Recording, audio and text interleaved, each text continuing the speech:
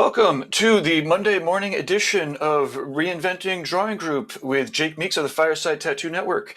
This is Guy H. This is Reinventing the Tattoo Community, where you are invited to join in with other artists, apprentices, and collectors to share, inspire each other, learn ultimately to get better tattoos and do better art, all of that. And you could find us on either of the app stores, either the Google Play Store or the Apple App Store. Pick your poison. Do a search for Reinventing the Tattoo, download the app, and please give it a great review because that's what helps get the word around right now as it's brand new. Send us your constructive criticism. We'd love to hear it and how we can make a better experience for you. So yeah, also you can go straight to community.reinventingthetattoo.com and get there immediately. The Reinventing the Tattoo YouTube channel is brand new and worth checking out. Everything should be beaming out right from there, as well as the new Reinventing the Tattoo podcast. It should be in the Apple and Spotify and all the places where you would find podcasts. So if you want to put it into your ears while you're exercising or whatever, you can do that without going to YouTube. Okay, let's see. We have got our weekly events. Sundays, 1 o'clock Eastern Standard Time, we have another Reinventing Drawing Group with Jason Lesser. Then Mondays, every Monday, 9 o'clock, you could join us here and we will be drawing. If you want to beam into these drawing groups, you need to go to the community, either on the app or on that website, and then go to the events, where not only will you see this event with the link for the Zoom so you can beam in, but you will see a list of all of these other upcoming events. We have to put the link there, otherwise spammers get to it and none of us want that. So Monday mornings, 9 o'clock with Jake Meeks from the Fireside Tattoo Network. Noon on Mondays, we have Let's Talk Tattoo with Mark Lascarbo from Needle Jig. And then every 9 o'clock at night, we have the Reinventing the Tattoo subscribers meeting, exclusive exercise, where Guy is pulling something from the immense Reinventing the Tattoo canon. It's this massive online course. It used to be the book, but now it's fully updatable by him. It includes videos, exercises, the whole 9 yards. It's pretty amazing. And then live exercises every Monday night at 9 o'clock.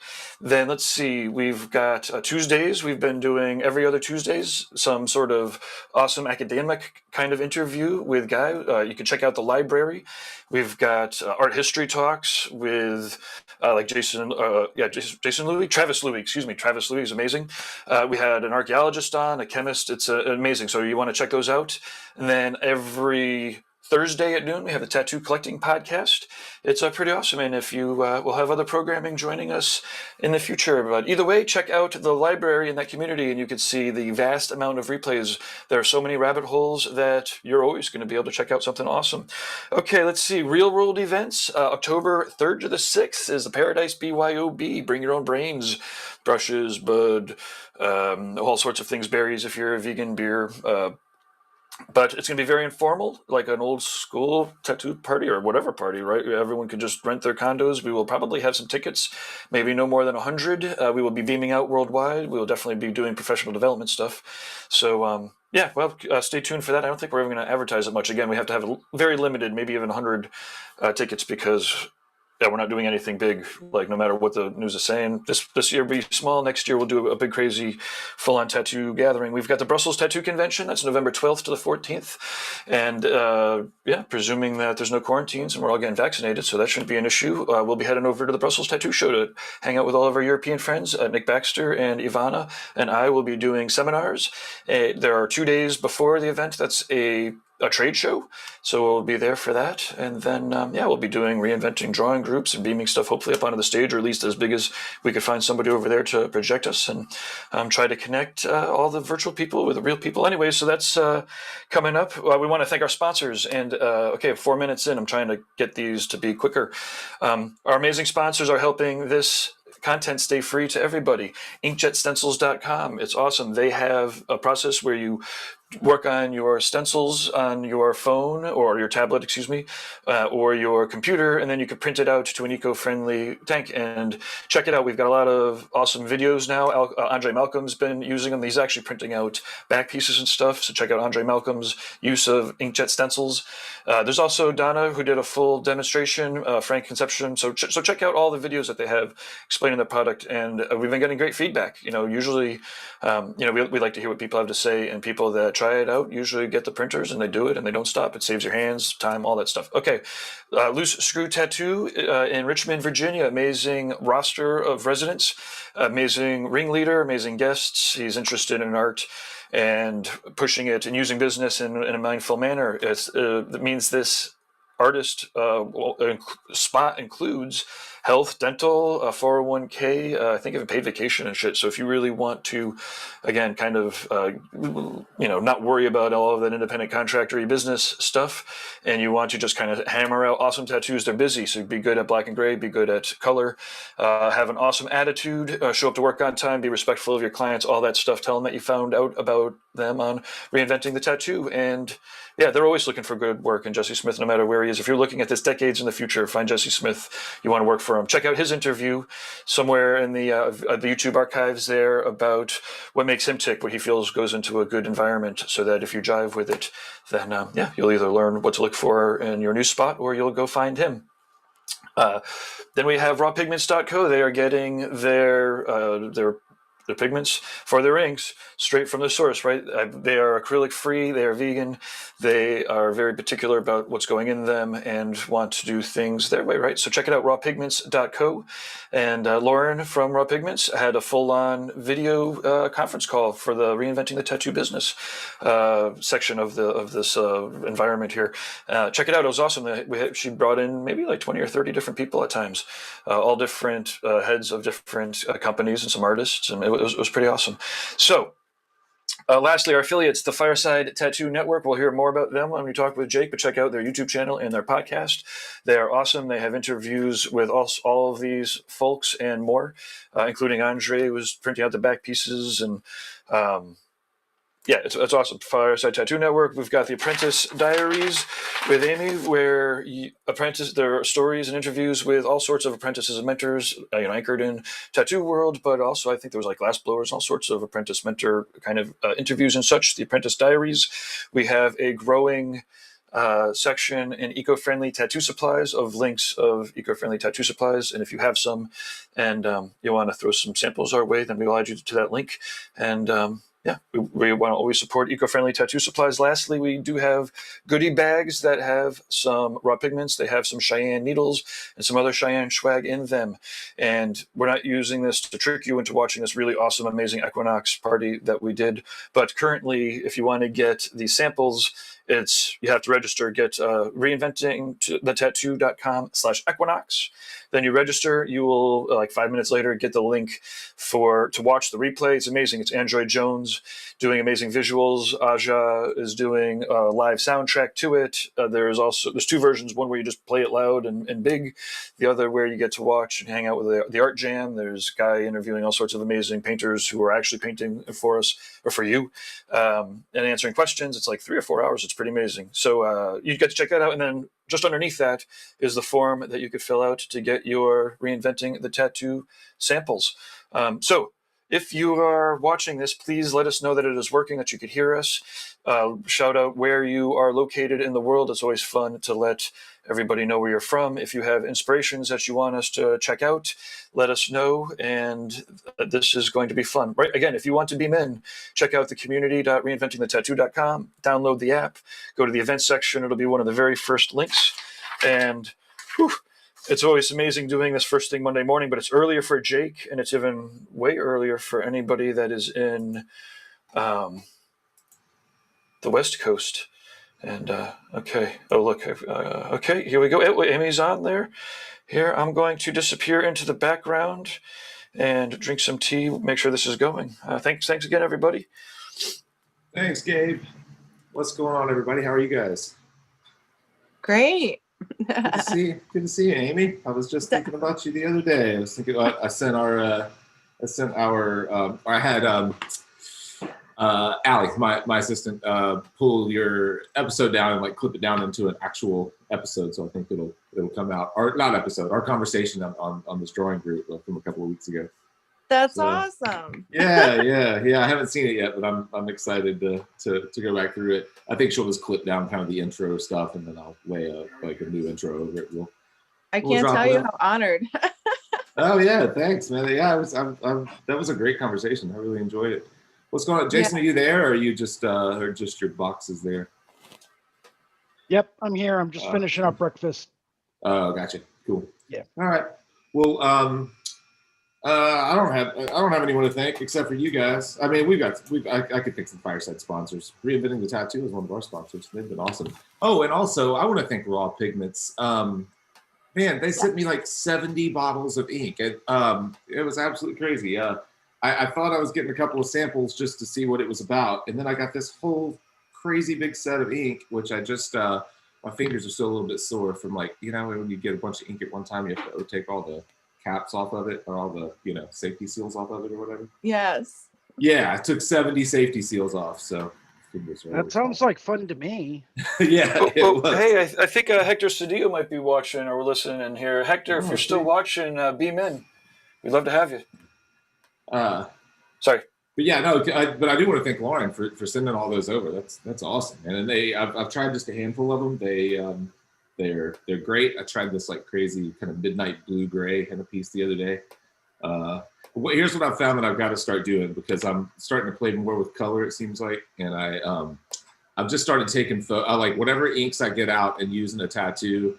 You guys probably already do this. I've just been taking a photo of it when I photograph the client at the end of the tattoo, and then just pulling it all to their Dropbox so that I know what I actually use. Because it's crazy how many like blue grays I have now. I used to keep just the most minimal set of ink, and now I've got so many of almost the same color. It's crazy. Do you guys do the same thing, or how do you keep up with what inks you're using from you know, if you're working on a piece repeatedly, like a multi-session piece?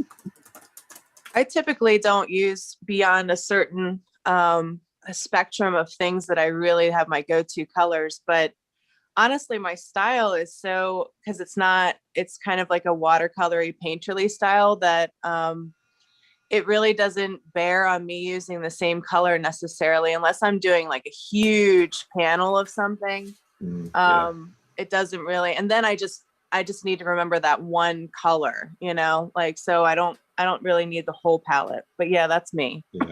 Yeah. I used a super minimal palette for years, and I guess for the most part I still do. I've just started to expand it a little at a time, and then I ended up with like I just bought the same colors, and I might add one color here and there. But I think around the holidays, Solid Ink had this like 30% off sale, so I bought their 60 set thing. I also bought Jesse Smith's Method tattoo system, so I could lay it all up on the wall, so it looks real cool. I wanted it partially to have, and then also as a backdrop for our what do you call it? Our technique series and our 3 Minutes to Better Tattooing, that kind of stuff. I wanted a better kind of backdrop behind me at the studio, at my tattoo studio, and I thought that would look cool.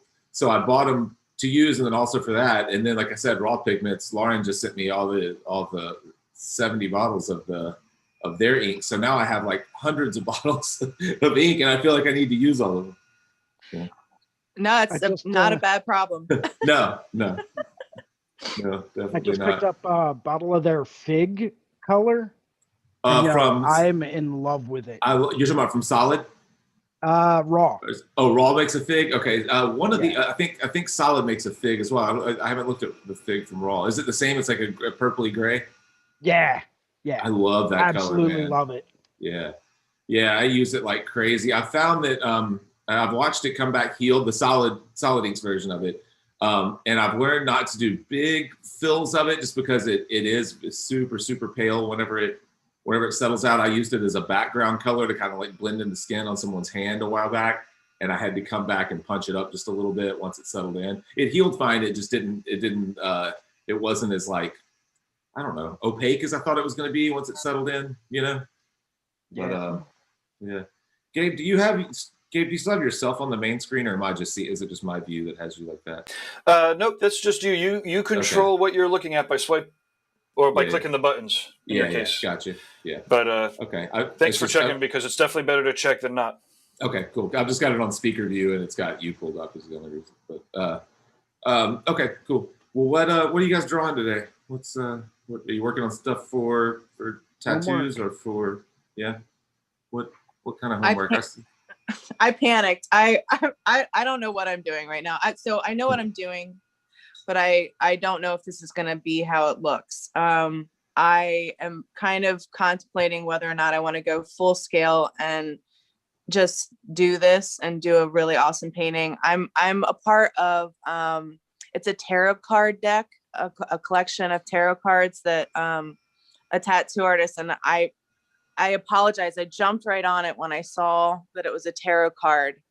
And her Instagram, I'd have to look up and interrupt this whole thing to get back to you guys, but I can post it probably. But they're already maxed out this year, I think, for artists that are doing this tarot deck. But I got Justice as my tarot card.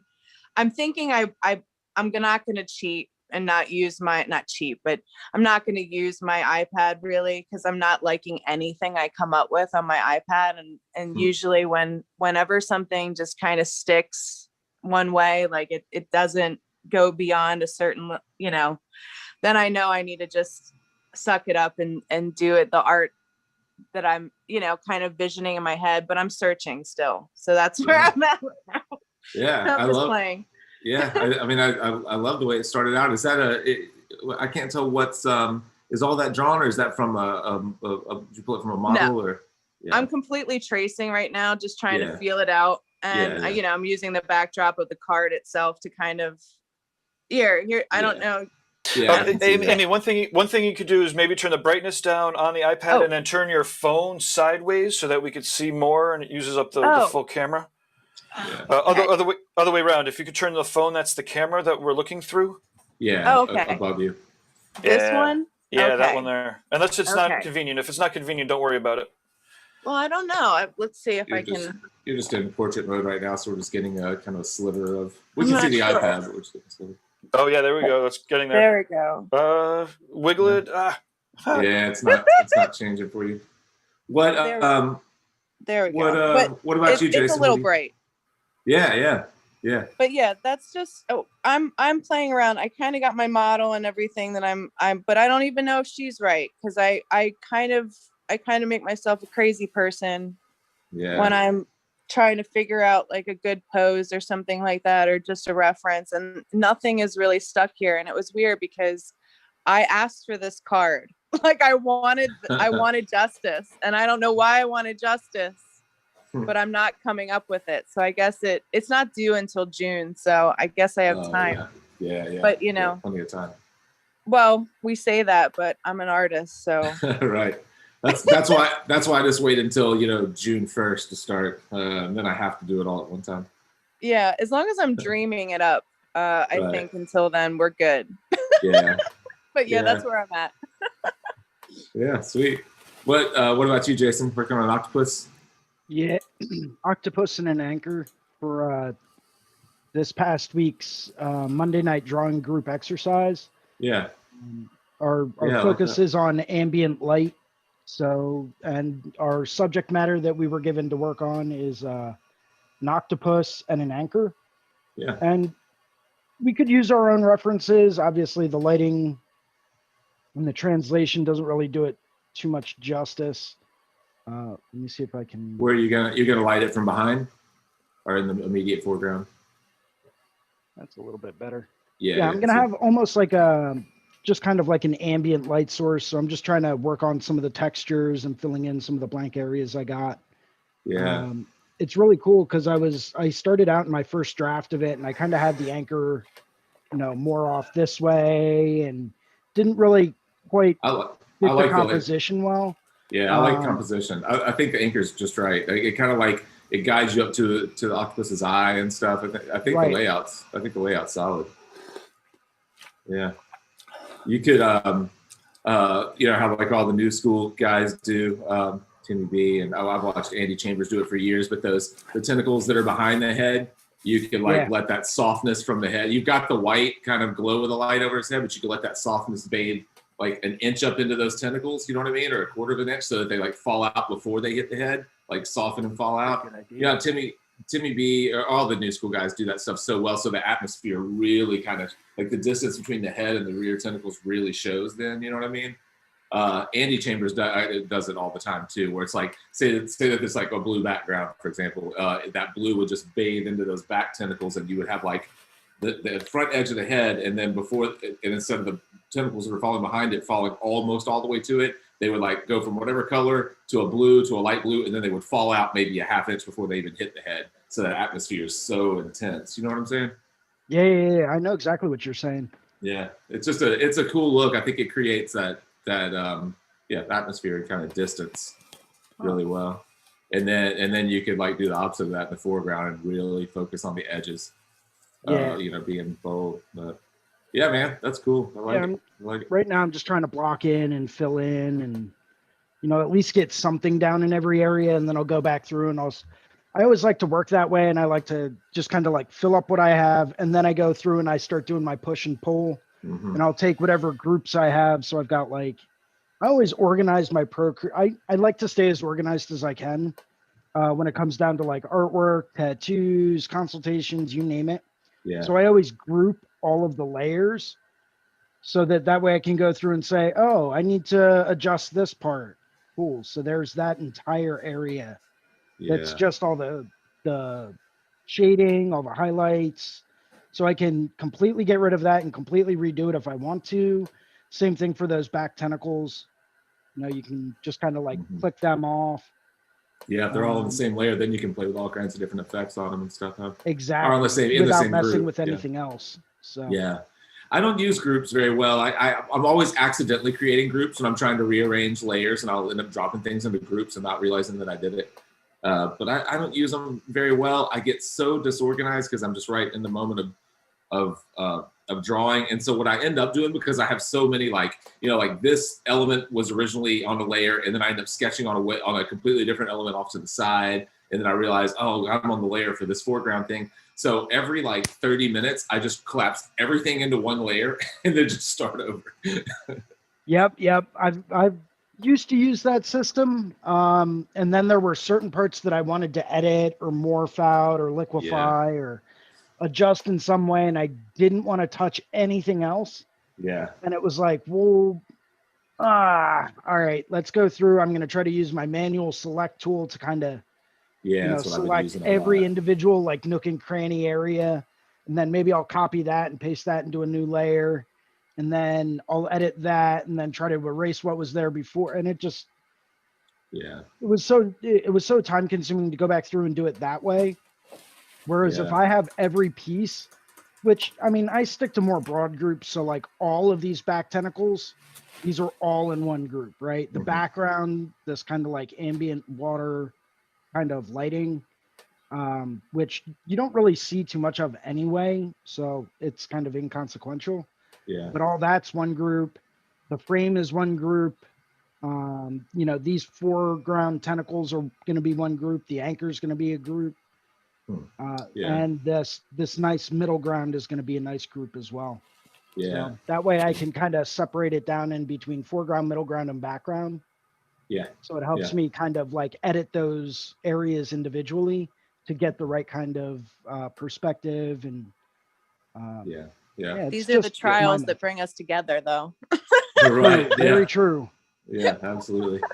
I've been doing what you just said. I'll go through with the selection tool and I just lost my OBS. I'll go through with the selection tool and my OBS. I was about to show you guys what I was drawing on, and my OBS just went out, and it says OBS quit unexpectedly. Man, you know what? I'm not using it right now. I'm just using the straight camera because it's so glitchy. But I don't know if you guys noticed, but no episode for us came out this last week because of my stupid MacBook. Oh, I noticed. I'm like, I'm looking through. I'm looking around the camera right now, waiting on my brand new MacBook Pro to show up today. It's supposed to be delivered. I can't wait. It's going to change my world, I hope. Aww. My OBS it looks like it's working fine when I'm looking at it on my other monitor, and as soon as I pull it into the Zoom virtual camera, it freezes up. So it's kind of crazy. But let me see if I can. Have you guys seen? Sorry, just real quick, a computer geek joke. It is going to change your world. Like none of your connections are going to work anymore. You're going to have to get adapters or new cables. Oh yeah, I know, that's true. Well, the thing is that the one that I'm using right now is it's only like a 2017, mid 2017, I think is what it said whenever I when I filled it all out. So you don't have to send jump in. 3 generations, just one. No, yeah, just one. But this apparently this new processor that they're using is you know, of course that when I bought this one, it was the same way. But this new processor that they're using is supposed to be awesome for this type of stuff, streaming and everything. So we'll see. We'll see. I was watching, I forget his name, Maddie something, one of the YouTubers that I watch that does all the video work, and he was going through his editing setup, and he was showing his Mac, and he said it was $30,000. And I was like, oh, yeah, sweet. Someday. Right. Did you guys I'm see not sure. there's like a camera coming out called Alexis or Alexa something, but it's like supposed to be like this all-in-one, like really awesome social media camera that's coming out. And I don't know if anybody else saw that. But it's not coming out until October. I don't think I've heard of it. I've got the Mevo, which is a really good little social. It's like a good live streaming camera. I've got the early generation of it. What's it called? I have it right here, actually. Let me look it up. You've seen those before? What is it called? That's nifty. Yeah, this thing is great. It's a little 4K camera. We use it as our wide shot on the podcast, and that's yeah. It's older, but put that back up, Jake, so I could spotlight you. It's called Mevo. How come it's not spotlighting you? That's weird. Is it not? I think I'm still pinned. Yeah, that's weird. I don't know why. You shouldn't be. Remove spotlight. You're forced. You can't. I can't remove you, Jason. Oh, Jason took over. He hacked into the system. Yeah, right. Replace There we go. spot. I'll remove my own spotlight. Oh, it's not letting me. Oh, once you get me on the spotlight, I'm gonna show you this other thing that I just. There we go. I was totally wrong. It's called Alice, guys. I knew it wasn't Alexis because that's too close. Yeah, that's too close. Yeah. All right. So here's me. Yeah. I heard about Uh, this and I was like, I don't know, man. I don't buy anything unless it's been out for a minute. Yeah, the Alice camera. All right, I'll look that up. Yeah, Okay. it's not supposed to come out until October. And Okay. I was like, well, that kind of goes against all of my philosophies on buying new tech. Right. Yeah. Yeah, that's what I need is more tech stuff. I know, right? But I'll get it. Man, speaking of tech stuff, let me show you guys this. I know a few of us do kind of podcasting style stuff. Can So you spotlight sorry, just me real again? quick. We have a new Eric. You beamed in, Eric. Nice. Yeah, Welcome, Eric. Could you Hey, turn Eric. your camera sideways so that it'll fill up the? There you Eric, go. Perfect. Eric, the vet and apprentice. Yay! All right. What's up, Eric? How's it going? Hey, Gabe, can you put me back up? I gotta show you guys this little guy right here. It's called the Sennheiser MKH416. For anyone who does podcasting, this mic. I've been renting new microphones, like shotgun mics for It's upside probably. Okay, sorry. I've been renting new shotgun mics for like I don't know, the last month or so. And you can see my studio is all windows, so whenever I'm recording intros and stuff, the sound bounces around a lot. It's terrible. And I've tried like Rode mics. I've been using these little like Rode video micros for a while, and they're not great for what I'm trying to do. They're okay, but they're not great for what I'm trying to do. But this Sennheiser completely blocks out road noise. I mean, absolutely everything. It's the first mic. Like I said, I've been through 5 of them. It's the first mic I've rented that I haven't had to do any kind of post stuff on. I'm always having to pull road noise out or echo noise, and then it hollows your voice out. Your voice doesn't sound right. And so this thing has completely like changed my world. It's $1,000, unfortunately, but I think I'm going to buy it just because it takes so much work out of my post production. Well, yeah, I think that's the ultimate question is it going to save you enough time to justify the cost? Yeah. I think in my case it will, because I've found myself like on YouTube trying to figure out how to pull out specific noises. Like right now, my yard guys just showed up and they got 2 blowers going outside. So like that stuff is constantly happening while I'm recording stuff, and then I'm in there trying to figure out how to pull out specific noises. And the thing is I'm not even supposed to be doing this stuff. Scott, our editing guy, is supposed to be doing it, but I know he doesn't have the time to go through and figure out how to do all that stuff. He works a full-time job. So I end up doing all that work, and then yeah, man. So for $1,000, if it removes everything, this thing is my go-to now. It's so good. But Jake, I will commend you on the color theory that you thought about when you dressed yourself today. Right? You're almost popping. Yeah, they almost my hat and my shirt almost match. You're looking good. Thanks.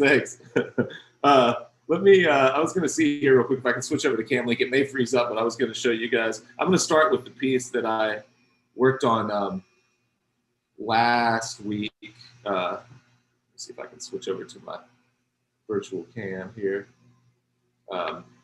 Start with the piece that I worked on last week. I'm trying to get better about showing everyone what I actually did, because I had a really rough version of this last week. Let's see if that, come on. All right, 1 second, start virtual camera. Work this time. There we go. All right, so last week I had just started this piece, and now I actually got it. Turn me off here. There we go. You can see a little better. So then I actually that was my final kind of layout, and then I got it all lined on. Pull this back up. Oh, there you go. There's one. So I got it all lined and shaded, man. I was so productive last week. Can you guys see this stuff? No, not yet. You can't see it, can you? It's still. No, it's great. Yeah, it's not. It's still on the first. It's not pulling over to the other stuff I'm scrolling through. I'm sorry. Right, I don't know what you're trying to say. Yeah, it's doing it slowly. It's gonna take a second. It's got to catch up. Jake, this makes me feel so happy because you're so far along in doing all of this. The fact that there's still technical difficulties, I want you to know, it makes my newbie tech heart so happy. It's the technical difficulties. The story of my life. We should have. There we go. A bit bigger technical difficulties with more people watching. Right. Exactly. Yeah, just more people notice. More people notice, and more people are willing to share their opinions on what I'm doing wrong. All right, so here we go. So I got all this stuff kind of blocked in, just all the black and gray on it. Let's see. You guys can see it now. All right. Beautiful. Spin it here. It should change in just a second. Hopefully. Maybe not. Oh well, it really laid out well. I was excited about how the piece came together. It's going to be all color, obviously, because the upper arm's color. It's not changing for me for some reason. It's changing. It's always on the OBS. great. It's changing on the OBS side. It's just not changing on the Zoom side.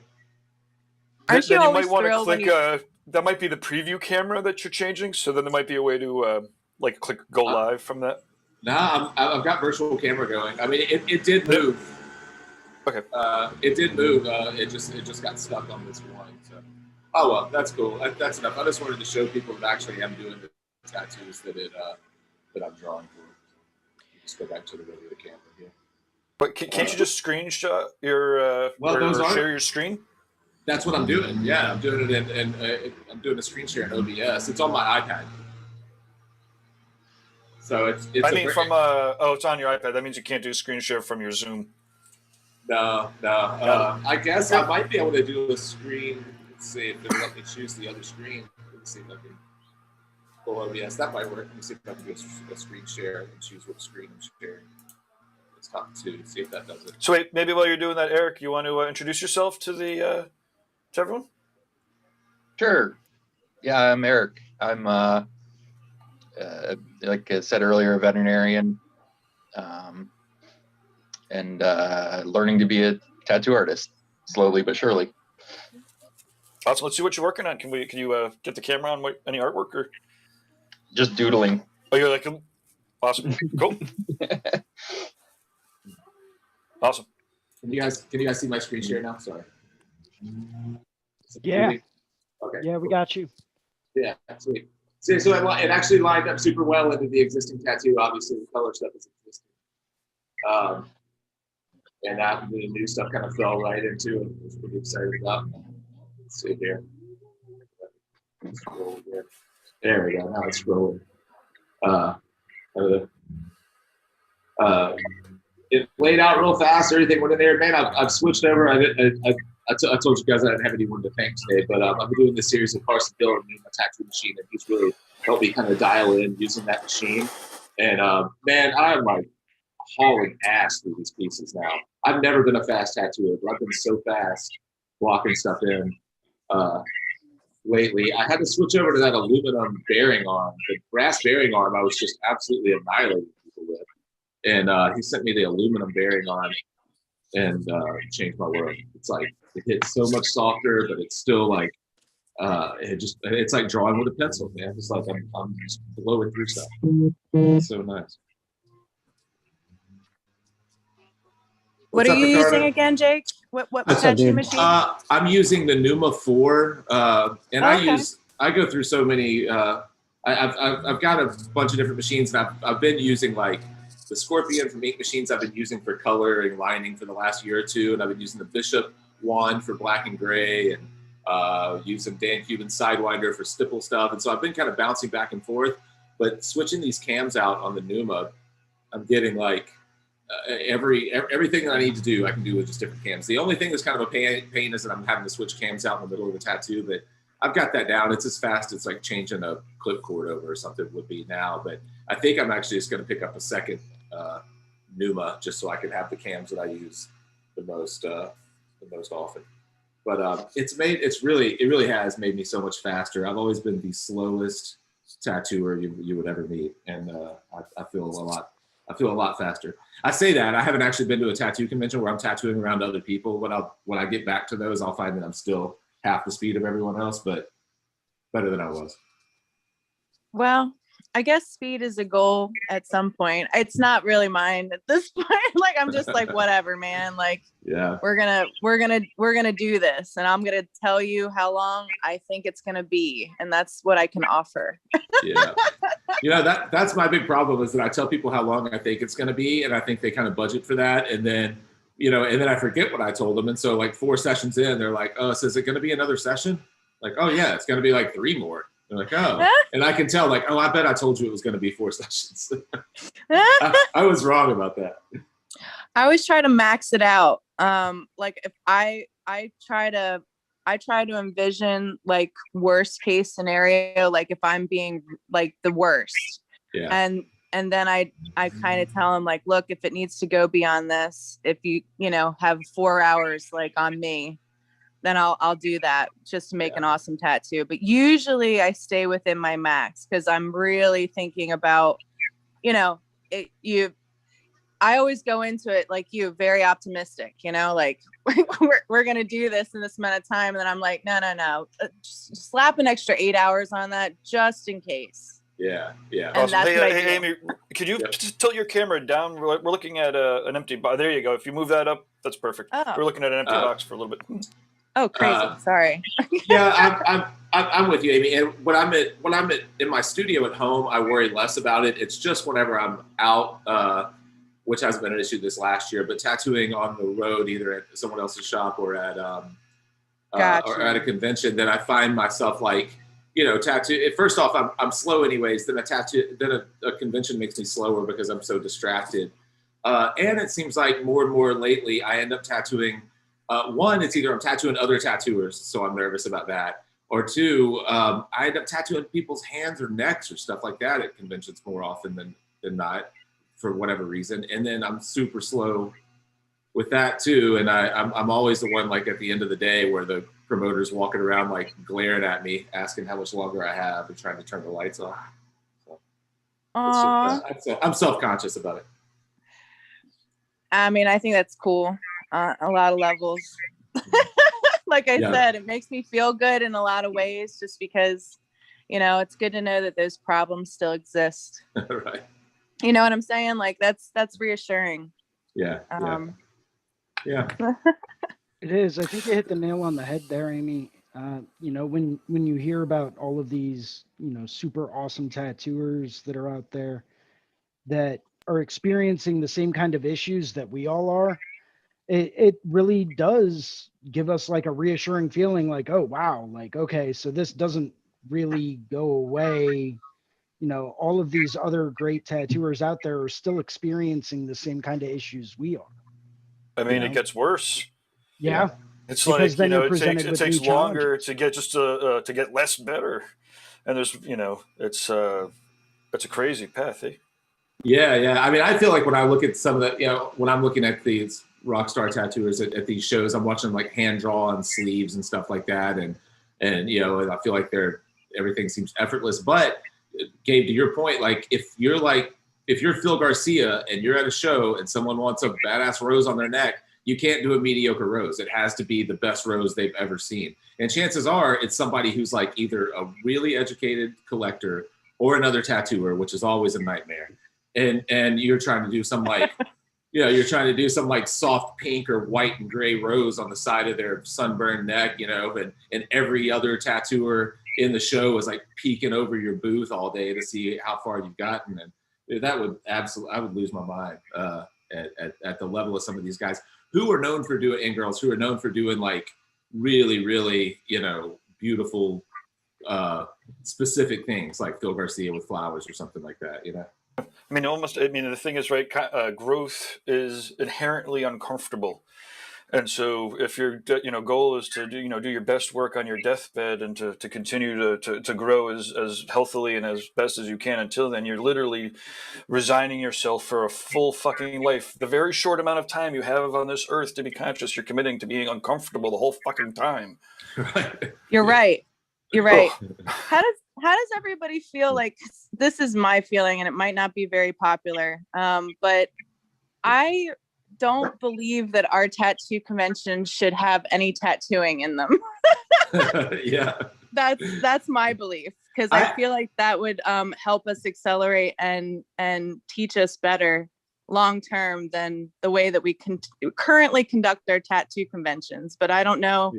Yeah. I mean, for our benefit, probably, yeah. But for the benefit of people who want to get tattooed by people they could never get tattooed by otherwise, it would be crappy for them. But I definitely think there should be more trade shows, guest spots too. But there should be trade shows more that are like traditional trade shows that aren't so focused around tattooing, but focus more on stuff that we talk about, a lot on like reinventing and on Fireside, like technology. People try that. Yeah. Do you think there's enough people to go out? It doesn't feel like yet there's enough people to go out there and support it.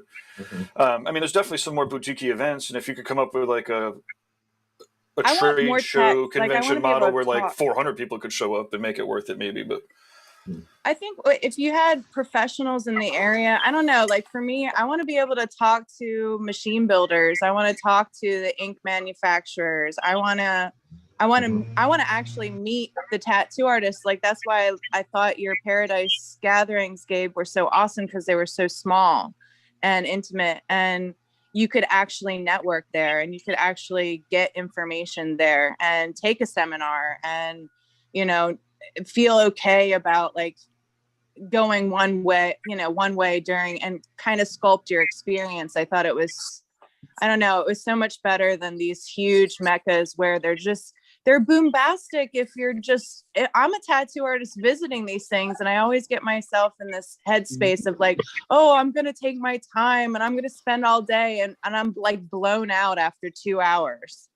Like, I'm like, yeah. Oh my God, I can't anymore. Like, I don't want to even be here anymore. I want to get food. I want to lie down. I'm totally saturated. And unless I was getting tattooed, which I get, the client perspective of it, but in reality, is it really the way that we want people to really get their tattoos anyway? Do we want to encourage that? I mean, I feel like COVID brought up a lot of long-standing reservations that I've had about how we want people to acquire their tattoos. I mean, I get it. There's multiple different ways of tattoo acquisition, but it's for me, I don't like to say it this way, but for my age in this industry, I like my appointment only status. I like it when people think about the things they're doing. I like it that they sculpt their experience. They think about the permanence of it, and that we have a real conversation about what they want to do. That's just me. But that's not exclusive to like, you can get that at convention. I mean, well, I suppose the flip side of that, right, is how many times are you motivated by 30 to 50 sick tattooers that you're directly getting inspired from to work alongside of. You know, Right. now again, there's a wide variety of different types of conventions, but you know, I mean, ultimately, everyone gets to play however they want to, right? I mean, uh, there's a lot of people, a lot of tattooers that got discovered by, you know, run around from convention to convention and really killing it, you know, and you know, Absolutely. but anyways, again, it's kind of to I'll yield the floor. It's kind of fun to watch everybody kind of, you know, create the environment that they thrive in. So Yeah, just to yeah. kind of jump in here and throw in my 2 cents, coming from my previous life, before, you know, full-time tattooing and all that stuff. You know, as I may have mentioned, I used to work in the IT field, so I was attending a lot of different conferences all over the country, you know, going through, and maybe I'll take one on this platform or one over here dealing with this. And the way that they broke those conferences down based on what I'm hearing you say, Amy, I think their format would actually be really beneficial, where essentially you would have, say, 5 or 6 individual dedicated rooms, right? Or even more, depending on the size of the show. And you would have it set up in blocks of time so that you could say, okay, well, it's, you know, noon on Friday. I have an option of going to attend these 3 different seminars. Which one do I find the most interest in? Let me go through and I'll attend this one for, say, 90 minutes, 2 hours or whatever. And then after that, I have another choice of 3 different seminars I can go to. I'll go to that one for 2 hours. And then, you know, wrapping it all up with like a third or a fourth, you know, 2-hour long seminar with like a lunch break in between so that everyone can get together and network. You know, Lunch these break. were, yeah, they were, Well, well, don't expect that at Yeah. safety Paradise. meetings and lunch Lunches. breaks and All I know is open heart surgeons don't do open heart surgery at their conventions. Yeah, but that's true.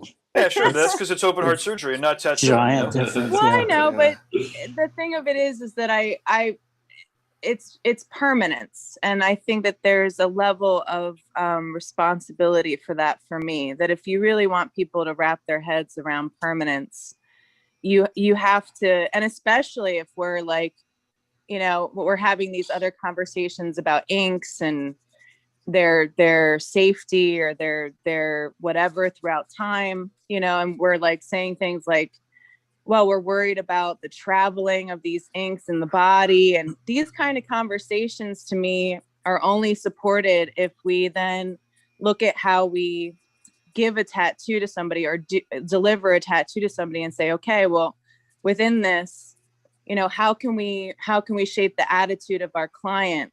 And, you know, it's kind of a weird thing for me to say when they show up to my studio, well, you can't get tattooed drunk, but then have a tattoo convention where they can have a beer in hand while they're getting tattooed. You know what I'm saying? Like there's a lot of, But what are the laws? I mean, is one beer against the law? Or I know that's, I mean, some it's illegal to get. I think, yeah. No, it's more about the attitude of the client and trying to stand behind what you know you're doing to them.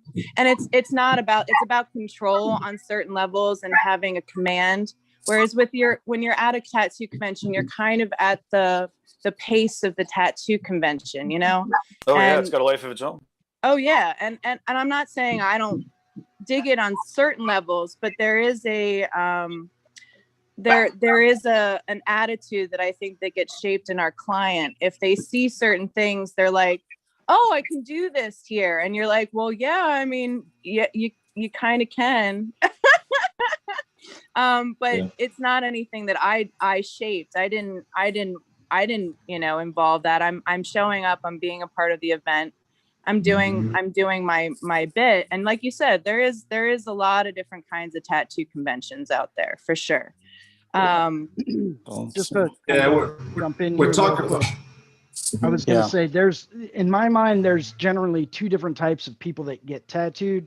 You have your serious art collectors and people that are getting it for a much deeper purpose. And then you have, you know, people that are willing to go to Joe Schmo Kitchen Magician, you know, down the road that'll do it for $100, you know, who don't really care about pigment migration in the skin. They don't really care about, you know, oh, well, I don't know if those are the most high grade needles that you can possibly get, and how is that going to affect the quality of tattoo I get. I've personally started to see a little bit of a rise in people that either turn around and just say, oh, I don't care, I just want a full sleeve, I don't really care how it ends up looking, this is my budget, I want a full sleeve, right? Granted, I usually tell them, listen, if that's the way you're approaching this, then I'm definitely not your guy. But that's generally the way that I've found people break down, is into those two categories: the people that care and the people that don't. And there are also people who there are people who are not going to be serious tattoo collectors, but maybe want a piece, and they are going to research and get the best piece. At least research the artist. They may not research pigments or whatever else, but they'll at least research the artist. I have people pretty regularly that reach out that want something small, and I say, sorry, that probably, let me make a referral because I only work off of a flat day rate. And they say, oh, that's fine with me. I just want to make sure that I get, that's the only tattoo I'm going to get. I'm fine with the day rate. So like there is an in between, but I agree with your point. I think that I think with conventions and stuff, we're talking about benefiting two completely different groups of people, or not just two, more than that. But there definitely should be trade shows and things like Paradise that help artists grow. But then I know a lot of tattooers who make their living, traveling from convention to convention. My buddy Sailor Jesse, that dude traveled for like 5 straight years and never had a shop and made a good living just tattooing at conventions and doing guest spots. And there are a lot of tattooers who live that life and love it. And it's a cool life, man. Like I spend time with them when we're at shows. And I'm like, where are you? Well, next weekend I'm at in Philadelphia. Next weekend I'm here, and it's a cool lifestyle they live. I gotta take a quick. Sorry, I gotta take a quick break. I'm not leaving, but I've got to open the gate for our yard people at the backyard. So, I definitely love making tattoo conventions and events that sometimes don't involve tattooing and are all about tattooers, with the art retreats. To your point, Jason, and your vision of all of the choices, have you been to one of the tattoo gatherings, or? I have not. Yeah, there's it's full on. Like basically, I set it up so that we have at any given time 3 to 4 seminar rooms, and each of the tracks, if in the academic, I don't know all the real words, but I could repeat some of them sometimes. But we have tracks, so like there'll be like a black and gray track, or I have the crazy freaky art track. There's times where we put people together and make sure that everyone, there's no, everyone can catch up with, what Jeff Gogway's got to say for, or Carrie Barber, or whatever they, or I don't know if she's been at, point is we could funnel people through different events that we want to make sure everybody is aware of. And then we break it back up, and then we have the social stuff at night. Again, we could break it up into a couple different, to different audiences. And again, it's not like we want to make sure that people get mixed together for the things that are applicable to everybody. There's so many lessons that tattooing, of course, spreads across all of the different genres. But then, we definitely have a full. It's like 40 to 50 different events. And but then almost not to counter Amy's point, but one of the things I really love about the gatherings that have tattooing, again, and it's weird to bring out the competitive nature in people. Not necessarily, especially not for art competitions, but there is definitely a natural energy that gets compounded when all of a sudden people of tremendous talent are around a significant amount of other people of tremendous talent. They're like, this isn't normal, right? Like, oh shit. Like I'm not just getting fucking my award this convention, and not that the awards, most of them don't even. I'm saying that metaphorically, frankly, because most of the people that are at the tattoo gathering don't even enter awards, so we've actually eliminated them. But the point is, sometimes you can get a tremendous amount of artistic energy in the same room at the same time, and if it's with tattooing, then all of a sudden we're looking at a tremendous amount of tattoos that are really awesome, and the clients are together and stuff. And maybe to your point, like I'm not talking about a convention that doesn't vet the tattooers and is encouraging while we might definitely have some tasty beverages as long as it's legal in the venue and the state where we're at, we're not getting inebriated to the point where we are losing judgment, like again a beer or something is again, but I get it, and that is hard to control. And I've actually, so just to wrap up my point, I suppose, at some point, Even in some of my shows, there's been parties that are, well beyond the line of decency and my taste. But again, it's the convention I stuff is apologize the for road. that. Come on now. Quit bringing it up. Hey, I never would- got sued or nothing, so I'm all good with it. Again, I don't think anything ever crossed the legal line, but anyways. I'd like to Well, say yeah. something about that too, man. The tattoo convention thing. I think that there's a time and place for both kind of venues for sure. And I think one thing that we might be glossing over is like in that moment of creation, whenever you're sitting there with a client, it's a walk-up client, they know your work and they want something in particular. There's a chance for you to like work with the client on the spot. And sometimes there's a lot of creativity in that like little flash moment, you know what I mean? And especially when you're open to somebody else's interpretation and you sit down with them and you draw it together. It's awesome. It's like, that's a moment that person takes away with them, man. Like I sat down with this dude, we talked over my ideas and he was totally cool with like changing some stuff up, man. It wasn't egotistical, you know what I mean? Or whatever you may have it. Like we totally just jived really well. And I think that that's one of the cool things about tattoo conventions that we might have glossed over in this conversation. Yeah, I There's agree. a lot of creativity in that moment. Oh, well, Yeah. I kind of do that virtually. I mean, they're not sitting right there in front of me, but I definitely do that on a regular with my clients anyway. Like I'm one of those tattoo artists that show them before they get tattooed. They're able to preview 2 days prior. I organize my schedule and my drawing that way so that we have a back and forth. That's something that I don't know. It's intrinsic to my process because I want, especially if I'm doing something where they have to be turned away from me, I want them to be so jazzed. I want them to not be sitting there in that moment worried about what will happen. Because the more questions they have in their mind and the more kind of anxiety, it kind of messes up me in that moment where I need to commit and I need them to be solid. So I do all that. But that's me and that's my process. And I realize that's not everyone's process. And it depends on the work you're doing, right? Like, if you're doing a smaller piece that isn't taking up somebody's entire arm, you can have a little bit more levity about like changing things up or kind of doing things at a moment's notice. And I've definitely done that just in my studio, we've switched something up in the moment and been like really solid about it. But like, I don't know. For me, I feel like as far as like product companies and things like that even sponsor the tattoos, I was talking to Lauren about it a little bit with Ink. I feel like, everybody's got to keep in mind who their client is. My client is the person I'm putting a tattoo on. The product companies, their client is me. And so if they want to appeal to me, I can't be so busy at a tattoo convention that I'm traveling to try and satiate my clientele when they want me as a client, like it doesn't, I don't know, the whole thing doesn't really, for me anyway, create or choreograph the best kind of alignment of all of these facets where everybody gets to communicate and sell what they're selling to who they're selling it to integrally. And that's just how I feel about it. Not to say I don't do conventions, because it's kind of the way that we get ourselves out there, right? That we tackle new market space.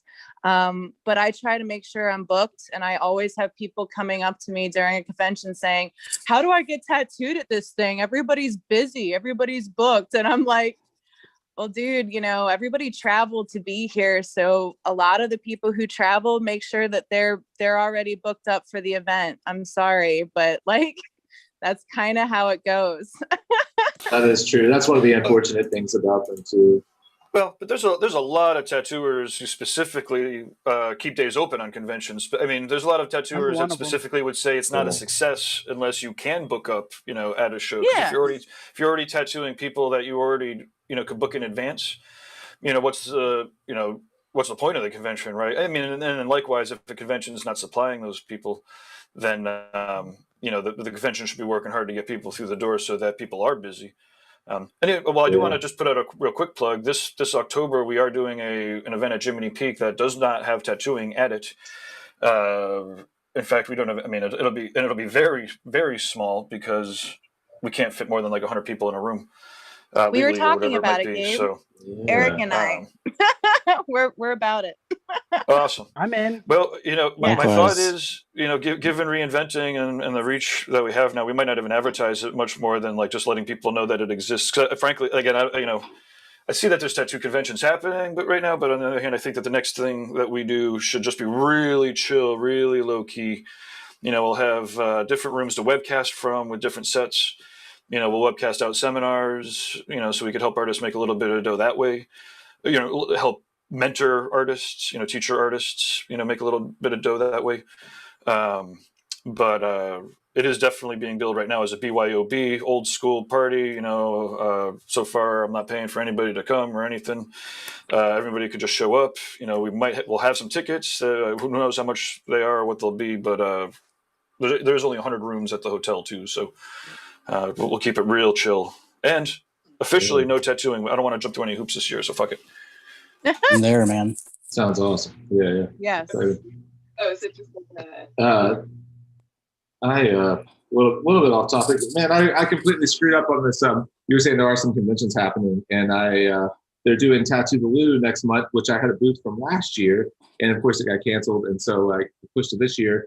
And then this year it kind of snuck up on me, so I just reached out to them the other day. I was like, hey, I just saw that I was billed. They promoted me through their Instagram, and I was like, oh shit, I forgot about that.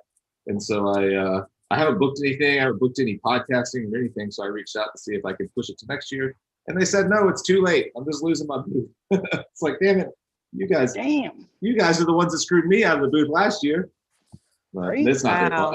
I don't say that to bash them. But that dude LT seems like a really nice guy. The few times I've met him, but and I know all the convention promoters had a rough time last year. So I don't say that for any reason other than to say I should have reached out sooner. But if you were coming to St. Louis to see me at Tattoo Blue, don't, because I'm not going to be there, even though it says I will on the website. Got it. It's been a real rough time for convention promoters. It's obviously, but this year is also a wash. It feels like this year is a wash. We're just bumping everybody up till next year and giving them credit. But we have had a couple people ask for some refunds. Because we have another event scheduled, it's not, I don't necessarily feel somewhat obliged. We have been able to pay him back. Wait, what was that? What event was that for? This is Rock River. Oh, okay. Gotcha. So we're bumping up, but we do officially have dates for July of next year, and so we're going full tilt for that. And so next year we have Rock Rivers in July. That'll be outside of Chicago. It's about an hour outside of Chicago, hour and a half outside of Chicago. And then we'll do the Paradise Tattoo Gathering full on, Thursday to Sunday, where there'll be, select amounts of tattooing. But we'll have probably like 40 to 40 tattooers, maybe 50 tattooers tops. And then, but we'll just do the full on tattoo gathering at Jiminy Peak in 2022. Yeah. Excited. Sounds awesome. And I'm trying to lean on fucking Alex to do something in Italy, but it's very, very tough to do anything there. Do anything when everyone's locked down and fuck, I can't move. Yeah. Okay. And they have real lockdowns. Their lockdowns aren't like, we suggest you stay home and get your family sick, but walk around as much as you want to and go into places. They're like, don't fucking walk off. You can't. You got 2 hours on the streets or whatever. Yeah, same thing. I think I've mentioned to you, my partner in Digital Skin, Julio, he lives in Madrid, and they're back down, I think, to, I don't know if they are now, but basically like one person from the household could even leave at once. Like, so you had, they have like markets for each neighborhood. So like you had a set time you could go to the market and get groceries or whatever. But like he and his wife and kid couldn't even like go on a walk. He has a baby. They couldn't even like take the baby on a walk together. They had to do it like individually. It's crazy how strict they are in Europe. I don't know that that's still happening right now, but it was. Well, we'll see. I'm hoping that everything opens up by November, and that's the goal. It seems like getting back over there. Tony Romel's been talking about maybe doing a trip over to doing some Tattoo Society on the road, kind of gigs, which seems pretty cool. Yeah, absolutely. Well, before we wrap, does anyone want to show what their progress? I see Amy's progress. She's been on my screen. What anyone else want to show what they've done? I would show, but my OBS is acting crazy. Ricardo, we didn't see what you're working on. Oh, I'm just playing around, man. I left my iPad at home. So Yeah, Beautiful. Yeah, it looks Thanks. great. Oh, sorry. Hold on. You were up. You were just up. I saw you. Okay, there we go. Yeah, it was Okay. on There you speaker go. mode. So Okay. actually, just so everyone knows that's on here, if you have it on speaker mode and somebody's not pinned, then what happens is somebody shows something off, like Ricardo would be, and everyone's talking about it, and then everyone else is Yeah. showing up because they're talking about it. So we got to be careful about Right. that. Anyways, I yield the floor. Yeah, It's all yours. yeah. So I forgot my iPad, so I just grabbed my tone paper sketch pad, and I just started kind of playing around with this. Yeah. Something I started a few nights ago and stuff. But Yeah. It's Yeah. awesome. So- That's great. thanks. I man. love those. Appreciate I it. love those those tone sketch pads. I've got one to play with white pencils too. They're super fun. I've been trying to draw more traditional media. I know I've mentioned before on the show that I've been trying to like do physical arm tracings again. So I'm doing all my drawings on an iPad, then printing them out to scale and lining them up on the paper, and then redrawing them on the paper. I've really gotten back into like to drawing on paper. I think I just stare at so many screens that it's like such a nice, like I feel like my shoulders relax when I'm drawing on paper. Like something about staring at screens. I've spent too much time doing it, I guess. You know, I do. I know what you're saying. I try to keep my iPad like on an easel sometimes, even so I can sit back and stare at it. And I definitely hold the Apple Pen or the pen or whatever, like a paintbrush too. You know what I mean? Just try to stay away and see the whole thing. Yeah, And it's really relaxing on your shoulders. You're right, because we're so like this all the time, dude. I know it. I want to sit up and kind of hold back, you know. So I agree. Yeah, that's cool. Yeah, to your point, I've got to get better about using my easel for these for my big drawings on paper when I'm laying out these sleeves and back pieces and stuff, because I find that I'm laying my pad out, and I forgot I used to have this problem when I drew traditionally for my whole life. Was like laying my pad out and drawing, and then whenever you stand it up, you drew it at that skewed angle, so none of your proportions are right. Oh, man, it's so frustrating. Then I'm like, now I have to scan it back into my iPad and stretch it all out so it's the right proportions. Oh man, don't mind me. I was just drinking that day, right? Right. Yeah, cool. Who else, Jason? How far have you gotten any further? Yeah, I've gotten a little bit further. I got most of those tentacles blocked in. I'm just working on those the little suction cup feet now. Yeah. And then I'm going to go back through and I'm going to start doing my push and my pull. You know, increase opacity, decrease opacity, add my contour, like my negative lines, which I love doing. And I'll probably go back through and use that little trick that you brought up before about creating a much larger gradient just to really create that kind of atmospheric perspective there. Yeah. But I always like to do that after the fact, just so that way I can duplicate all of these layers. And then if I don't like it, it doesn't matter. I just delete the layer and then boom, I still have that same layer available. Yeah. Yeah. Yeah, absolutely. Yeah, that's looking great. Can't wait to see that. Eric, are you drawing anything, or are you just, I didn't even ask. Oh, we lost his, he turned it Maybe off. he's trying to click back in. Oh, okay, maybe so. I pushed the wrong button. Yeah, I'm Yeah, just so- sketching. Just doing some. Oh, yeah. Cool. Yeah, we talked a good bit last time you guys were on about your kind of like Flash page homework. How's that been going? Doing Flash each week? Yeah, getting there. Yeah. Working on it. It's a challenge, you know, and putting something together cohesive and finished. Yeah. That's the cool thing about having to do Flash sheets each week, is that you have to actually get stuff to it when you can pass it off as finished.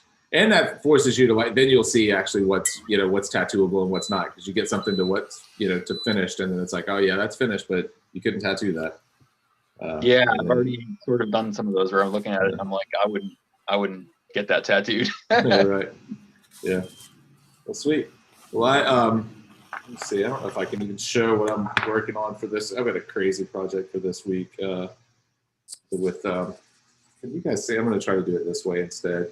I got a crazy project for this week with like these. Awesome. Oh man! Oh, you can't. It's blown out a little bit, but like this dude who's overcome. I've been trying to get better with my storytelling. Like I said, my goal is to be Steve Moore. So I'm like, I look at all where his tattoos end up, and then the idea that they came from. And this dude's idea, he's just overcome like severe alcoholism. I say overcome. He's like battling it, but he's been sober for a year or two, and he wanted this like kind of Viking warrior with a lion by his side, the lion being his kid, who's come through this like either battlefield or forest, and there's like battle all these kind of demons. So I've been trying to make the forest itself the demons. So I'm trying to like pull, you can kind of see up there in the top shoulder part how like the trees and stuff and claws kind of, I want the like the roots and trees and the forest itself to be the demons. And then as he moves forward, I want him to be like holding a branch of it. Everything back there is going to be kind of on fire and everything. And so I want him holding like some little twig or something that's still on fire. This was like kind of,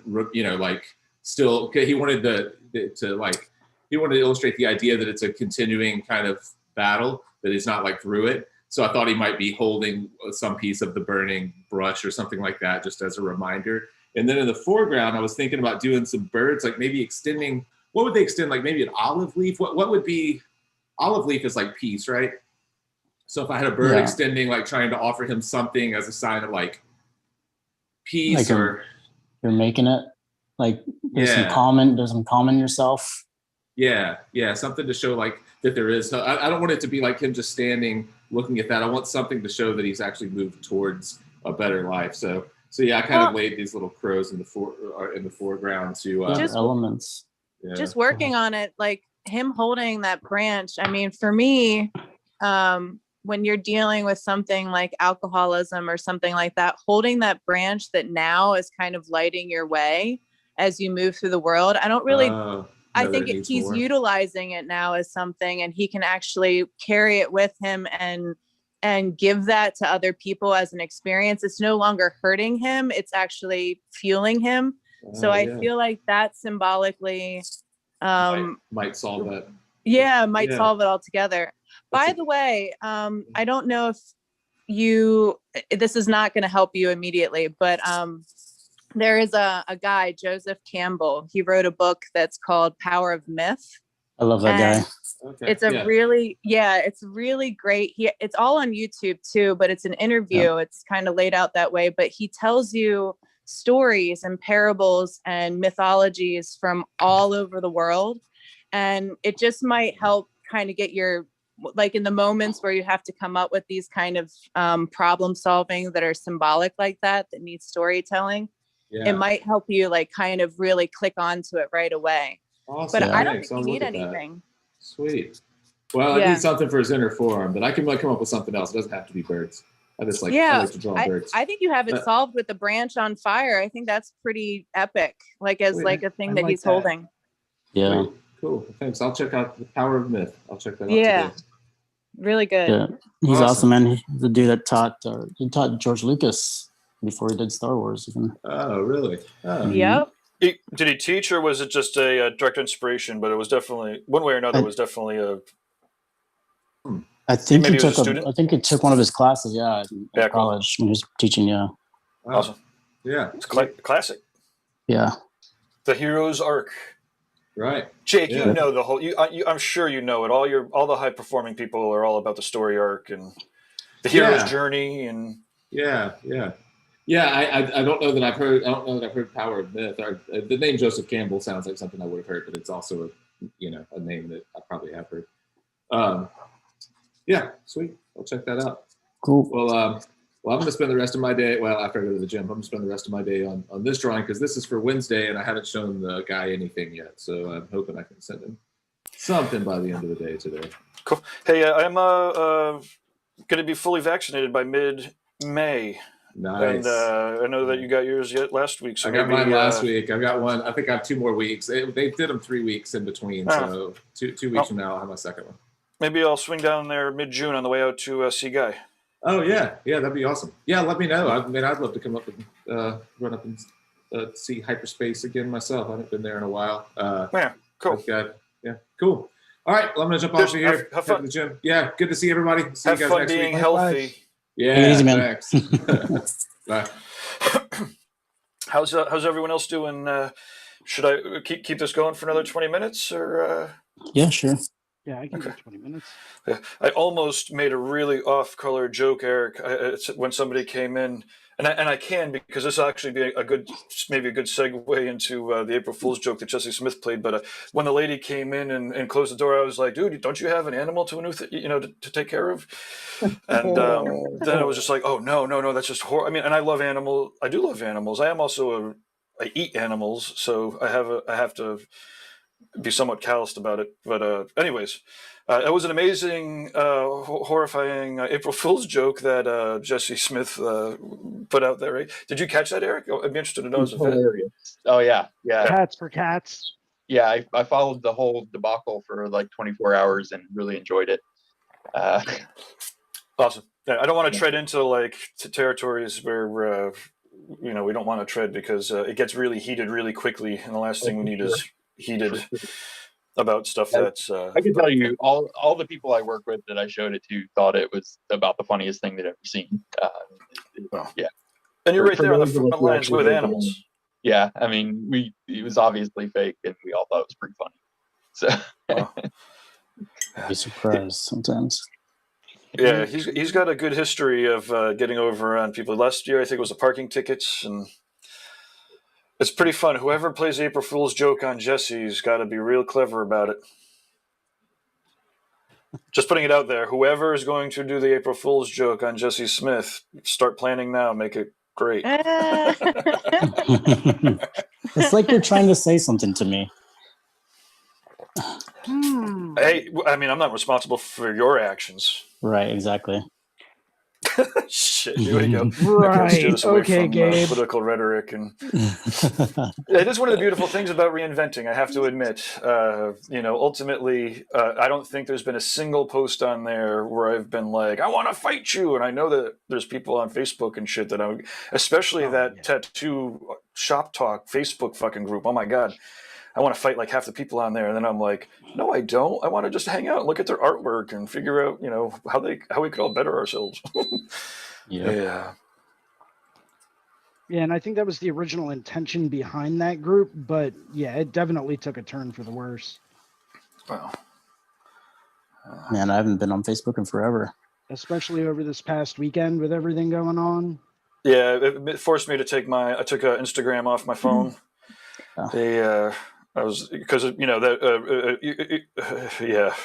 What helps me is what I want in mind. Whenever I comment, I think to myself, ultimately, what do I want? Like you said, Gabe, when you check yourself, whenever I comment there, I'm like, okay, what do I ultimately want here? and then I kind of move, I think, with better intentions. I've actually gotten a whole podcast interview from being really, really, really mad at somebody there. Yeah. I mean, it's like, obviously we can't make progress without the really difficult conversations, I mean, on the other hand, like I said, I just want to, I obviously went through similar situations, but like everyone's actions are completely and wildly different. And, yeah, I don't know. Yeah, mostly, like I said, it's horrible when people do shitty things. It's horrible when the algorithms play upon it, and and it's easy to be keyboard cowboys. I mean, bringing this back to Jesse Smith, he's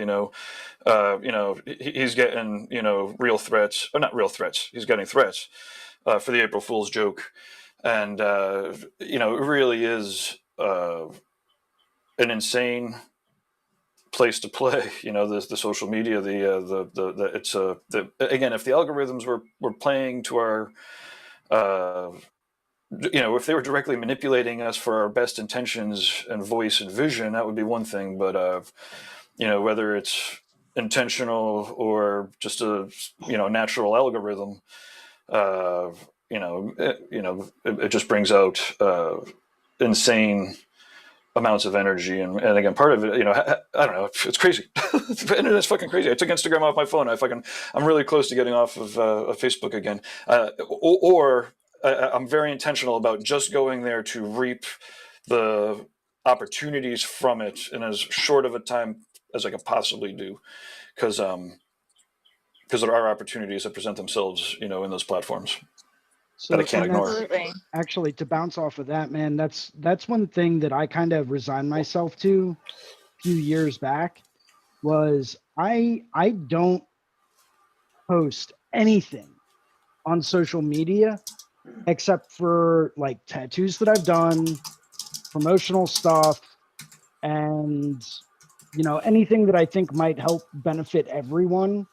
Like, oh, hey, come check out the Equinox Art Jam, stuff like that. I do not post or comment anything of any kind of a personal nature, no opinions, nothing. My entire personal life, I do my absolute best to keep off of that, just because that's it. I've seen what social media has turned into, and I want no part of it. I do want the marketing and the advertising part of it. Beyond that, I don't want it to play any kind of a role in my personal life whatsoever. So I guess one of my questions to that is, do you want the marketing and the benefits of social media, or do you just want those marketing benefits? So for instance, if there were other avenues for you to secure your clientele, would you still want to make sure that you're on the social medias, or is it just the busy and the clientele that's the goal? Well, social I media. kind of have to stay on social media. Some of my clients don't really have Instagram. Some of them, I'm obviously not going to give out my phone number to. They can call the studio and book an appointment, but a lot of them just prefer to talk to me directly. So being able to have them reach out to me on a platform like Facebook, as opposed to, So yeah. having So them that's call the you. studio. That's you meeting your clients, where they are. Is that your preferred method, or are you doing that out of Usually, necessity? yes. I like to have direct contact with them. and work But through everything out social with them media, in that like way. if you were having direct contact with them, Oh in no. another If I could method. do it a different way, I would. And if I could take all of those people and all of those social connections that I've made there and move them over to another platform, I would in a heartbeat. Well, okay, so that was my question. So social media right now is the way that you're connecting with your clientele, but not necessarily. Well, again, mostly I'm just exploring, and I know tattooers that are off of, there's a lot of tattooers that are busy that aren't social media. But I guess I'm wondering if, like I said, mostly I'm wondering what the motivations are, and if there were alternatives. I mean, there are always alternatives, but if there were reasonable alternatives, would that be something you would be interested in, or does it not make a difference, or not even, because a lot of people dig these platforms, they want to get on TikTok and fucking, to do it. Yeah, I mean, I funnel think it's everything to my email. That's me. I funnel everything to my website, my email. good way to do it. It's a great way to do it. Yeah, I just I have auto replies on all of my social medias, and it says basically go to my website, go to my website, go to my website. Perfect. But yeah, that's kind of how I do it. For me, this is just something, I don't know if it'll help anyone's mentally, but it helps me out. People who are worth talking about get talked about. So in the grand scheme of things, like they say, all news sells. It does, all news. And for me, it's important that we all just like you said, we don't let our lives kind of come down to our social medias, but that they're there for people to like watch us and all of that. But to really understand that who we know personally is different, that's who we know. And then the people that are on social media, like they know a snippet of us, but they don't really know us. And I think as long as we're putting out as many agents that actually know us and actually know what kind of person we are, we stay in play. And as long as there's integrity on the ground, as much as there is virtually, we don't really lose sight or lose ground. I mean, I haven't, like I could blast my social media and get 10 times more followers and all this stuff, but I don't really care because I can't service all the amount of people that I already have in my inbox right now. Right. Yeah. So for me, it's like, why would I do that? I mean, for me, it's just mostly important that I'm using social media. I'm using it to play. I'm using it to put out the information that I want to put out. Like Jesse, it doesn't mean that I'm not going to get BS back. I will, but people who are worth talking about get talked about. So you kind of got to spawn that energy and kind of put out there and just make sure the brand or the story that you're presenting about who you are is what you are, and that you can stand behind whatever crap you get back. I mean, that's the only thing that I can say, but I kind of like it when there's a lot of, even if it's negative, like there's energy around me, just because I'm like, oh yeah, I'm doing something. Like I'm standing behind something now.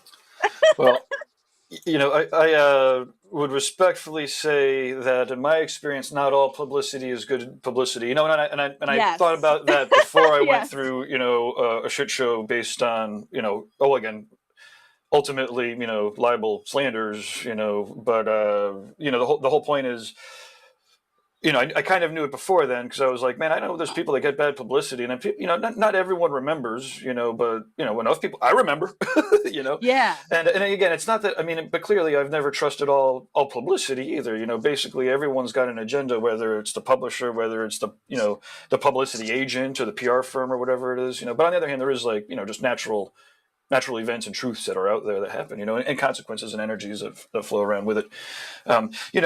So I would propose, there is bad publicity, not all good, not all.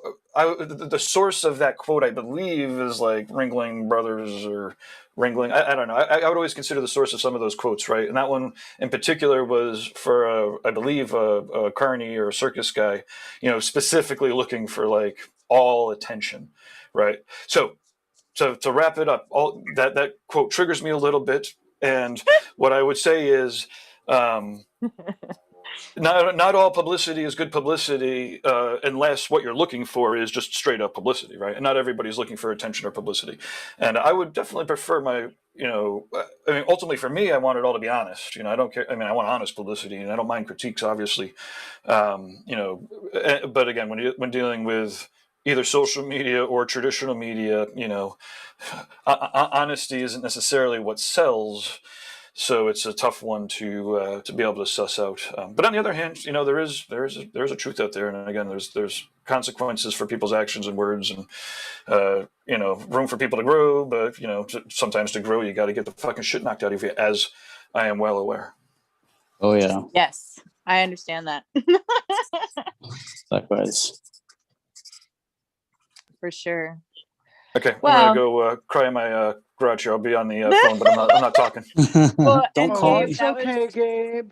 that was a very particular, as I was saying it, I was have that I was weighing what happened to you, and I that is, it's one of those things within business too that I want you to know that not that I don't know if this will make you feel good, but it's what happened, because it was so public, I think was great for all of us to learn from, not that you should be the, sacrificial lamb to this experience, but, in moving forward, to understand that you could do that much for people, and then to have in a moment things switch around for you.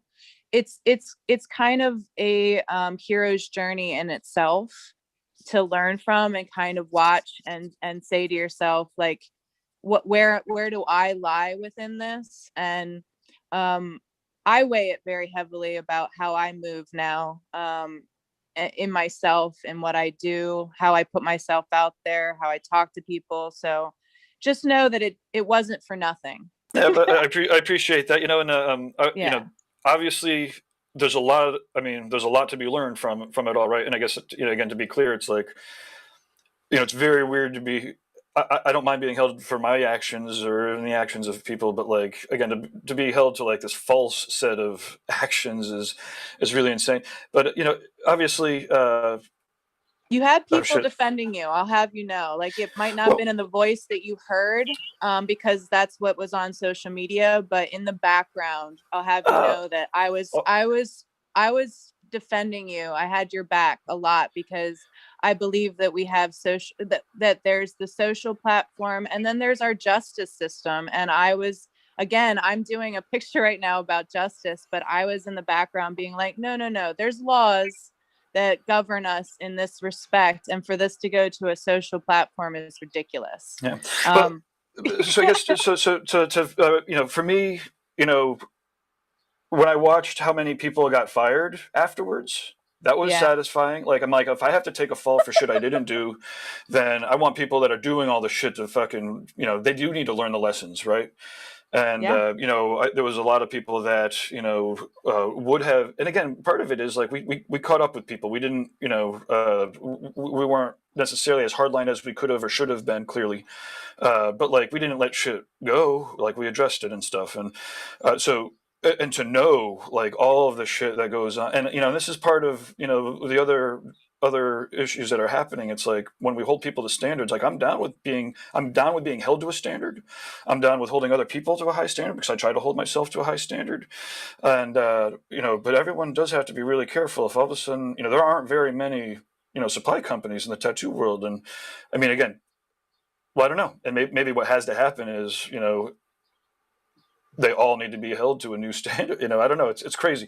Basically, knowing all of the shit that goes on, it's not as satisfying as I would think it would be when people actually get maybe what's coming to them. If again, I'm not here to judge it, although I do have my personal opinions about people's actions. There's definitely people that play the way that I don't agree with, right? And again, that's why I expect people to disagree with me and to constructively criticize the way I do things, so that I can do them better and more alignment. And ultimately, I guess I'll just wrap it up. I mean, when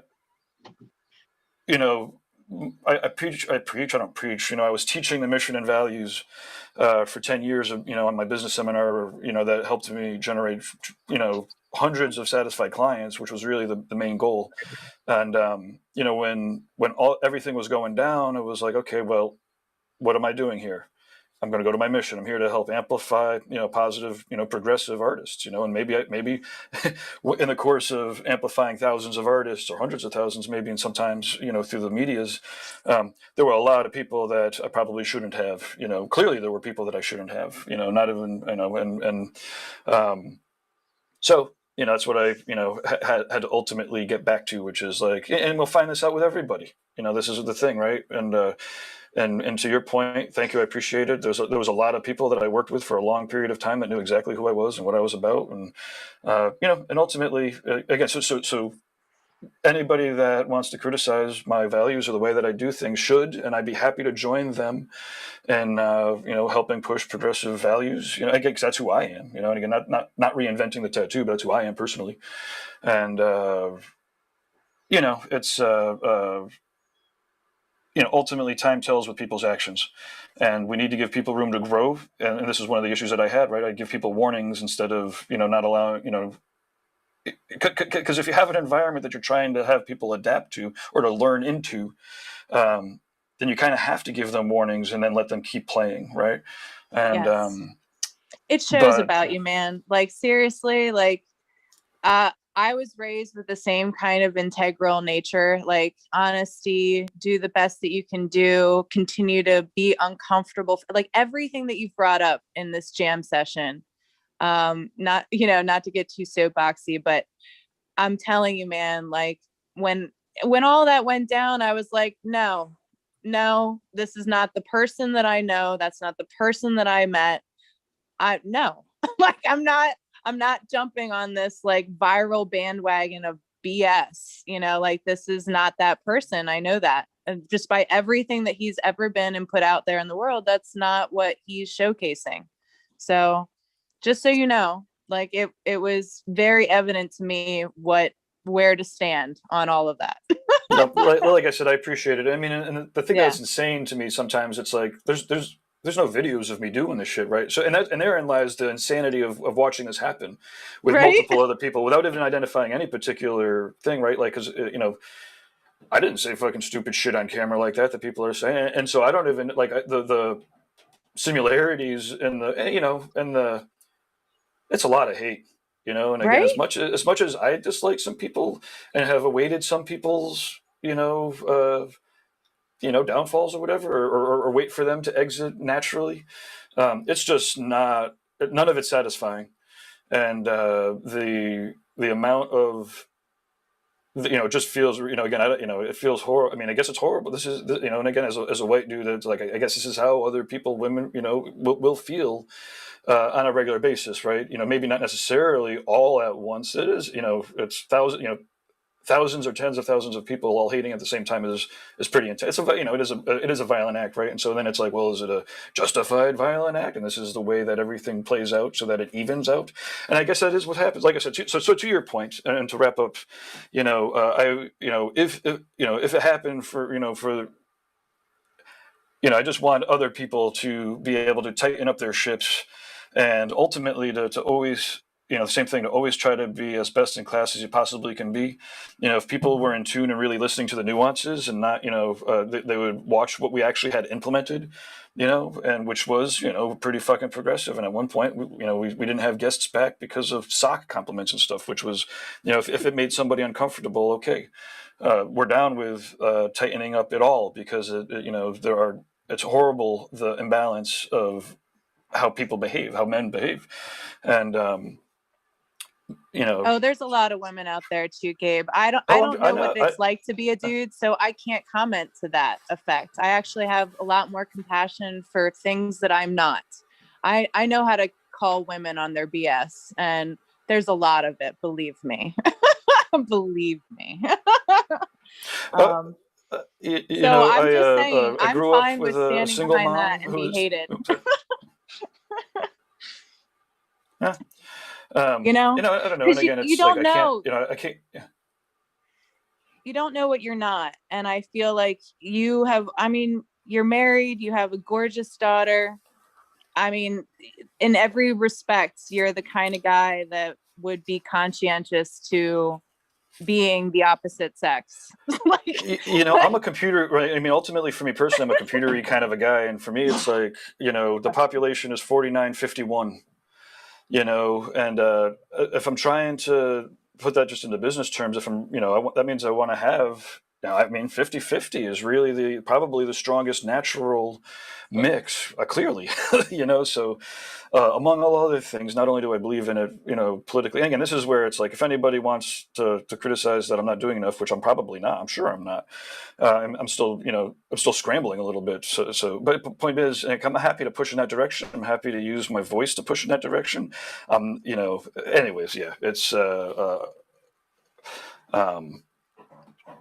it's amazing to just kind of watch everything play. And ultimately, again, I was in the wrong place at the wrong time. There was other issues that were at work going on with my shop that led to what happened. And, I'm in the right spot now. Nature, and I kind of knew it at the time, nature made it happen. I was not happy with the flavor of how it happened. But the fact is, there was enough support and real people that, it helped me get to the point where, I'm able to help amplify people in the right spot through these digital means 100%, as opposed to, having 30 one-on-ones a month and trying to, be a leader of a tattoo shop when, that's not what I was cut out to be, clearly. Anyways, and what I said is I'm going to click mute and I'm going to listen, and I appreciate the kind words. It needed to be said. So, but yeah, I hear you. I mean, as you know about my story, I got really crazy at on you. So, and Guy, I owe both of you an apology. But yeah, we're all where we're supposed to be. And honestly, the learning those lessons and kind of putting them out there to be vulnerable for the next person, I think is what it's all about. And I don't know, I don't know. I'm jazzed. I'm jazzed about where we all are and what we're all doing, and what we're putting out there right now. I guess just even in this art jam is really cool, and I'm happy to be here. So just so everybody knows, I don't know what's happening with this drawing that I'm doing, but but I'm happy about what's going on beyond that. Isn't that the way it always goes, though? It's like you go off, you really get onto a topic and you really get passionate about the topic, and next thing you know, your hand's moving. Your hand's moving, but you have no idea what it's producing. Yeah. Yep. But I love it. I love it all. Yeah, man. It's all about moving forward and learning. Mm-hmm. But I probably have to leave here soon because I think I'm meeting with Kirsten soon. She's going to be asking me some stuff about apprenticeship stuff. Awesome. So I'd like to look a little nice for her. But you guys, I'm gonna shove off, but I appreciate all of you so much. And Gabe, thank you for joining us and talking about all that. That was really cool of you. I But agree. yeah, Yeah, man. Let's take it easy. definitely. Bye, y'all. Bye. Have a good one. Thanks. Jason, I'll probably have to Um, dip out too, man. Yeah, likewise. I got this So, 10 o'clock coming in. So you want to go through and give a quick sign off? yeah, sure. My name is Ricardo Sturdivant. I work at Candor Tattoo. You can find me on Instagram at Candor Tattoo. Always a pleasure hanging out. This conversation today was lively and very energetic and enlightening. So I hope everybody has a good day, and we'll talk to you soon. Back to Jason. Cool. So for those of you guys that don't know me, my name is Jason Leeser. I usually host the Sunday afternoon drawing groups at 1 p.m. Yesterday we were off due to a holiday, but I wanted to join in today and, kind of get in on the conversation a little bit and just say hi. If anyone ever has any questions, topics for shows or anything like that, feel free to shoot me a DM. My Instagram is at Philly Inc. PhillYink. I work at a studio called the Inkwell Tattoo in Southampton, Pennsylvania. It's about 30 minutes north of Philadelphia. And I look forward to seeing everyone next weekend. Awesome. Thanks a lot. Cheers, everyone. Gabe, you're still muted. Okay, so thank you very much, everyone. This is the Reinventing Drawing Group with Jake Meeks from the Fireside Tattoo Network. So make sure you head over to the Fireside Tattoo Network and check out his YouTube and his podcast. And if you go to reinventingthetattoo.com/fireside, then you'll get a 10% discount care of Jake's Fireside Tattoo Network. So yeah, well, awesome. Thanks again for everybody. It's time to